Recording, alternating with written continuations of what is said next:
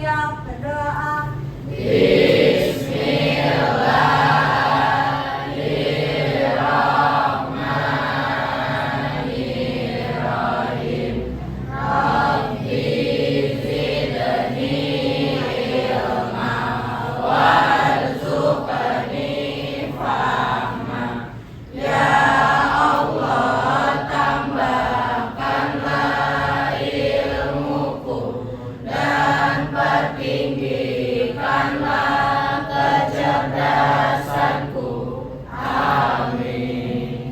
Memberi salam.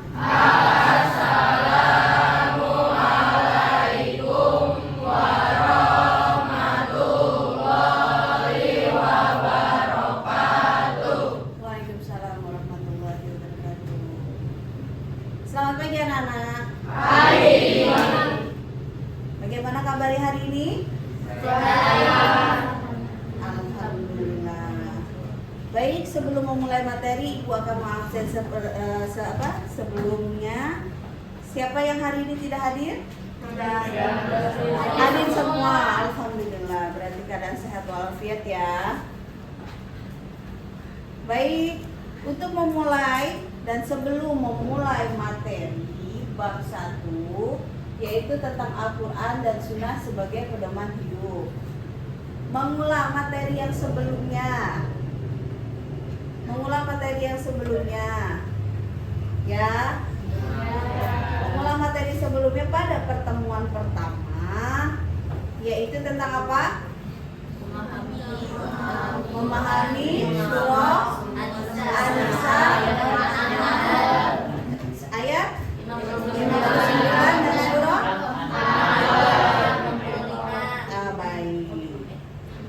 Mengapa kita harus memahami surah An-Nisa ayat 59 dan surah An-Nahl ayat 64? Mengapa Al-Quran sebagai pedoman hidup kita? Ada yang bisa menjawab?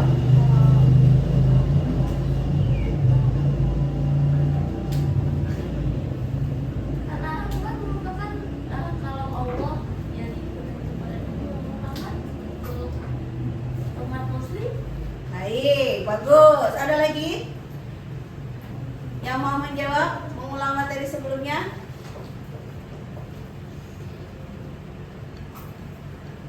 Emianto? Baik. Mengapa Al-Quran dan Sunnah sebagai pedoman hidup? Karena Al-Quran adalah sebagai petunjuk, ya, petunjuk arah atau pedoman kita sebagai umat manusia. Gitu. Baik. Selanjutnya, sebelum materi kita akan melakukan ice breaking. Ice breakingnya adalah tepuk semangat. Siap? Siap ya. Tepuk semangat. Oke, sekali lagi kurang kompak. Tepuk semangat.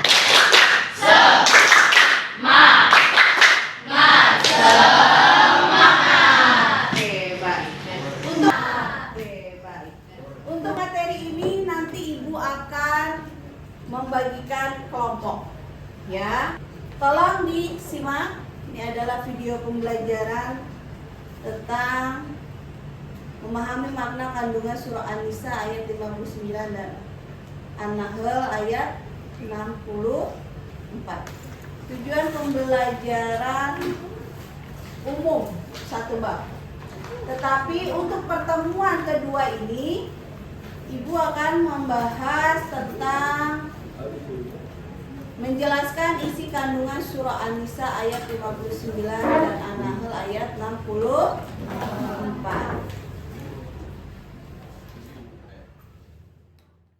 Surah An-Nisa ayat 59. Ada anak-anak yang bersedia untuk membacakan?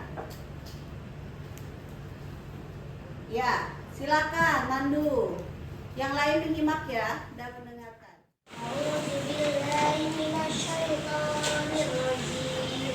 Bismillahirrahmanirrahim.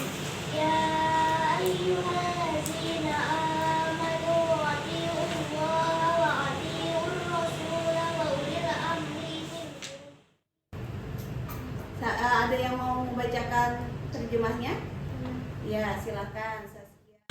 Wahai orang-orang yang beriman, taatilah Allah dan taatilah Rasul Muhammad dan ulil amri pemegang kekuasaan. Terima kasih kepada Saskia. Selanjutnya, memahami isi kandungan surah An-Nisa. Dalam surah ini menjelaskan untuk patuh dan taat kepada Allah, kepada Rasul dan para pemimpin kita, ya. Kemudian taat kepada Allah adalah mengikuti ajaran Al-Quran, sedangkan taat kepada Rasul yaitu dengan mengamalkan sunnahnya. Sebagai orang yang beriman, wajib beriman kepada Allah dan Rasulnya sebagai pembawa risalah dari Allah. Ketaatan kepada ulil amri bagaimana? Yaitu meliputi ketaatan baik pada pemerintah maupun para ulama. Kita hidup di Indonesia, maka pemimpin kita adalah presiden.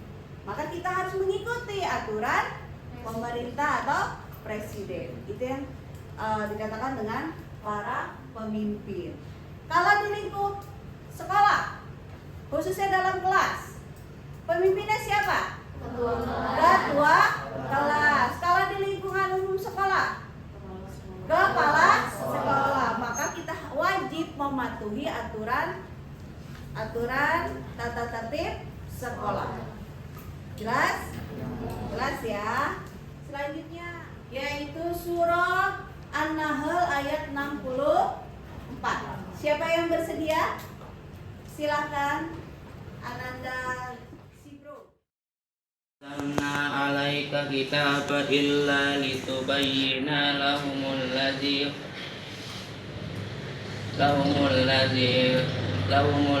ikhtalafu fihi wa hudaw wa rahmatan liqaumi yu'minun. Menurunkan kitab Al-Quran ini kepadamu Muhammad, melainkan agar engkau dapat menjelaskannya kepada mereka apa yang mereka perselisihkan, serta menjadi petunjuk dan rahmat bagi orang-orang yang beriman. Ya. Surah An-Nahl ayat 64. Nah, isi kandungannya apa?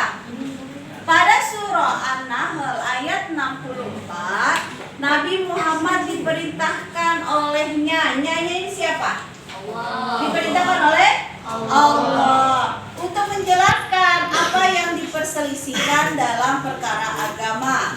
Penjelasan ini akan menjadikan manusia dapat membedakan perkara mana yang benar dan yang salah. Al-Quran sebagai menjadikan manusia dapat membedakan perkara mana yang benar dan yang salah. Al-Quran sebagai tuntutan menuju jalan yang benar juga menjadi rahmat kebaikan bagi semua orang. Ya. Jadi kedua ayat di atas, yaitu surah apa saja? An-Nisa dan An-Nahl, menjelaskan bahwa Al-Quran dan hadis menjadi sumber ajaran dan pedoman dalam menjalani kehidupan. Bagaimana anak-anak, jelas?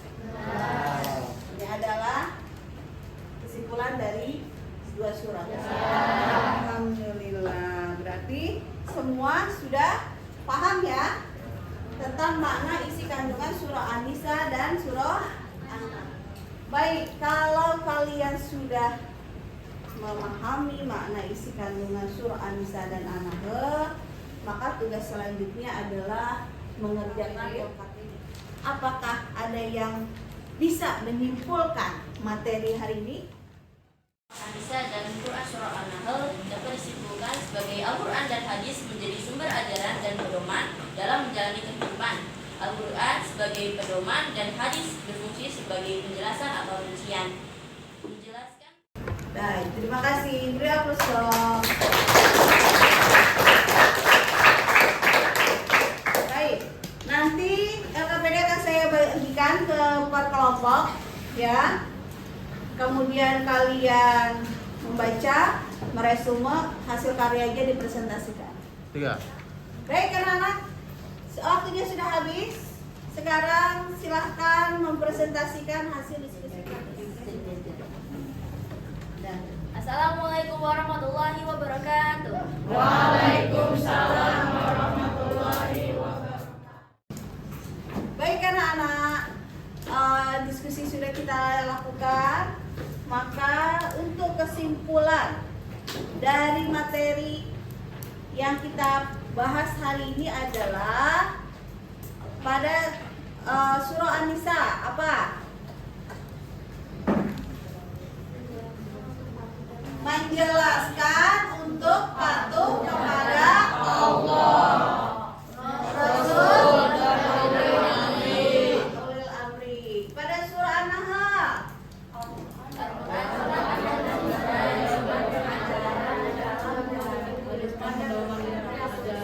Al-Quran dan As-Sunnah sebagai pedoman hidup dalam kehidupan dan berperilaku sesuai dengan tuntunan. Itu adalah kesimpulan pada materi hari ini. Maka sebelum saya tutup pembelajaran hari ini, kita ada tindak lanjut ya. Tindak lanjut untuk pertemuan minggu depan. Kalian harus mengerjakan peta konsep, membuat peta konsep atau infografis, slide presentasi atau PPT atau Canva. Ya, boleh nanti didiskusikan per kelompok, kemudian kirimkan soft copy-nya ke Google Classroom, atau boleh di print out, nanti kita akan pajang di Padi Kelas. Itu tindak lanjut untuk minggu depan. Kemudian minggu depan juga kita akan memasuki pertemuan ketiga, yaitu membahas tentang pengertian hadis dan fungsi hadis. Tolong kalian baca materinya di rumah. Nanti setelah minggu depan pembelajaran PAI, kalian sudah siap untuk materi pada hari itu. Ya? Ada pertanyaan untuk tugas selanjutnya? Nah, ini adalah rubrik penilaiannya. Ya? Ada pertanyaan? Atau sudah cukup jelas? Sudah. Alhamdulillah. Mari kita ucapkan hamdalah bersama-sama. Alhamdulillahirabbil alamin. Silakan dipimpin untuk membaca doa penutup majelis. Siap berdoa.